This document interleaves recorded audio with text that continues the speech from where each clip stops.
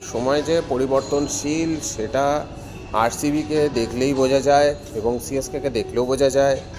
যে সিএসকে টিমকে বলা হতো আইপিএলের সেই টিম, যার সঙ্গে ফাইনাল খেলার জন্য বাকি 10টা টিম একে অপরের সঙ্গে লড়াই করতো, এবং আরসিবিকে বলা হতো সেই টিম যে একটা খাতায় কলমে কাগজে রূপকথা হয়ে পড়ে থাকবে এবং বিরাট কোহলির কাছে অধরা মাধুরী হয়ে পড়ে থাকবে। কিন্তু বলতে দ্বিধা নেই যে আগের বছর কাপ জেতার পর এবছরও অনবদ্য টিম করেছে, এবং সবথেকে বড় কথা প্রত্যেকটা টিমে প্রত্যেকটা প্লেয়ারের অনবদ্য রিপ্লেসমেন্টও তাদের কাছে আছে।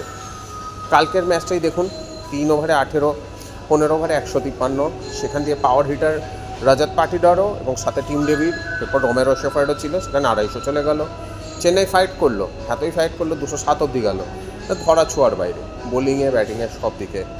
তো একেই বলে সময়ের চাকা, কখন কোন দিকে ঘোরে কেউ বলতে পারবে না।